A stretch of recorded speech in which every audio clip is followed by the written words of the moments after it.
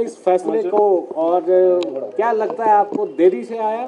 बिल्कुल देरी से आया सही फैसला, देरी से आया सही फैसला। जो कहते हैं देर आए दुरुस्त आए, all is well that ends well, वो वाली कहावत है। ये वैसे जो हमारी तीनों की इंटेंशन, मैं तीनों की तरफ से बोल रहा हूँ, मैं तीनों इंडिपेंडेंट्स की तरफ से, हमारा जो रेजिग्नेशन देने का ये था, जो 22/3 को हम टेंडर किया था, उसका मकसद ये था कि लोकसभा के साथ साथ विधानसभा का इलेक्शन भी हो जाए, उपचुनाव। जैसे कि 6 जो कांग्रेस से गए थे भाजपा में, उनका हुआ साथ साथ, वैसे भी हमारा भी वही पर्पज था, ताकि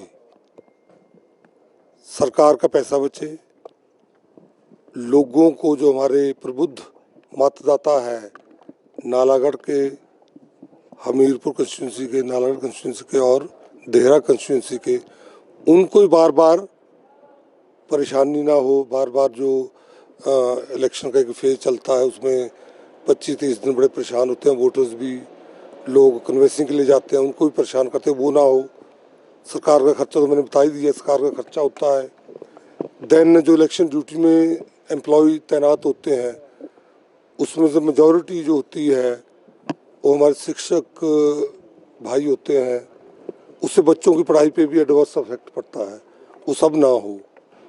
और आदर्श चुनाव संहिता, मॉडल कोड ऑफ कंडक्ट लगता है, जिसमें लगभग 1-1.5 महीना पूरा जिला में जो विकास कार्य रुक जाते हैं। जैसे अब इलेक्शन होगा, बाई इलेक्शन जो होगा 3 सीटों का, नालागढ़ विधानसभा की वजह से सोलन जिला में मॉडल कोड ऑफ कंडक्ट लगेगा पूरे में, हमीरपुर कंस्टिट्यूंसी की पूरे हमीरपुर जिला में लगेगा, और देहरा कंस्टिट्यूंसी के पूरा कांगड़ा जिला में लगेगा। 3 जिले में मॉडल कोड ऑफ कंडक्ट लगने से विकास कार्य भी प्रभावित होते हैं, लंबित होते हैं। तो ये सब ना हो, इसलिए हमने उस टाइम 22/3 को रेजिग्नेशन दिया था। परंतु हम उसके लिए ज़्यादा नहीं बोलना चाहेंगे। माननीय स्पीकर साहब जो है, उनको, क्योंकि कॉन्स्टिट्यूशनल पोस्ट है, तो क्योंकि उनका अधिकार क्षेत्र है, उसमें ज़्यादा नहीं बोलना चाहता हूँ। परंतु हमारी जो मंशा वही थी कि साथ साथ इलेक्शन हो, सरकार का एक भी पैसा लग ना लगे।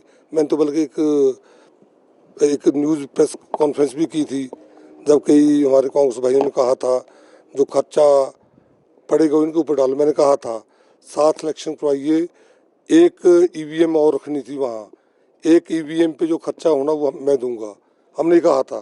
तो इसलिए वो नहीं हो पाया, परंतु अब हो गया। तो मैं वही कहता हूँ, all is well that ends well, देर आए दुरुस्त आए। राजनीतिक करियर के हिसाब